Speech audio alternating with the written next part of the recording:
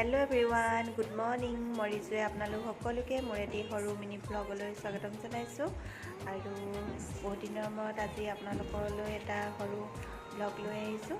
এয়া দেখিছেনে মানুহজন ঘৰলৈ গৈছিলে, ঘৰৰ পৰা অনা শাক পাচলি, এয়া ঘৰৰ আম আৰু এয়া মই ৰাতিপুৱা শুই উঠিয়ে ছোৱালীজনী টিফিনৰ কাৰণে ৰেডি কৰিছোঁ। ভাত পানী বনাই ল'লোঁ, লৈ পিনি এয়া টিফিনত দিবৰ কাৰণে ৰুটি বনালোঁ আৰু ৰুটিৰ লগত দিবৰ কাৰণে এয়া আলুকে বইল কৰি লৈছোঁ।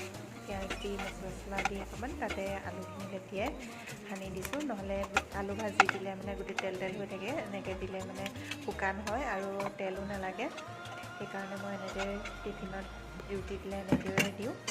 আৰু এয়া তাই টিফিনটো ৰেডি কৰি লৈছোঁ, যিহেতু তাই স্কুল যাবৰ সময় হ'ল আৰু ওলাই ৰেডি হৈ আছে, তাই ভাত খাই আছে আৰু মই তাইৰ কাৰণে টিফিনটো ৰেডি কৰি লৈছোঁ। বহুত দিন ব্লগ দিয়া হোৱা নাই, ভাবিলোঁ আজি আপোনালোকলৈ এটা সৰু ব্লগ আগবঢ়াই দিছোঁ। আপোনালোকে চাব, যদি ভাল লাগে লাইক কমেণ্ট আৰু শ্বেয়াৰ কৰি দিব। ৰাতিপুৱা টাইমটো ইমানেই লৰালৰি হয়, ভিডিঅ' এটা কৰিবলৈ সময় পাওঁ, ভাবিলোঁ আজি ভিডিঅ' এটা কৰি লওঁ আৰু এয়া আপোনালোকলৈ আগবঢ়াই দিছোঁ। মোৰ টিফিন ৰেডি হৈ গ'ল, তেতিয়ালৈ আহোঁ, বাই।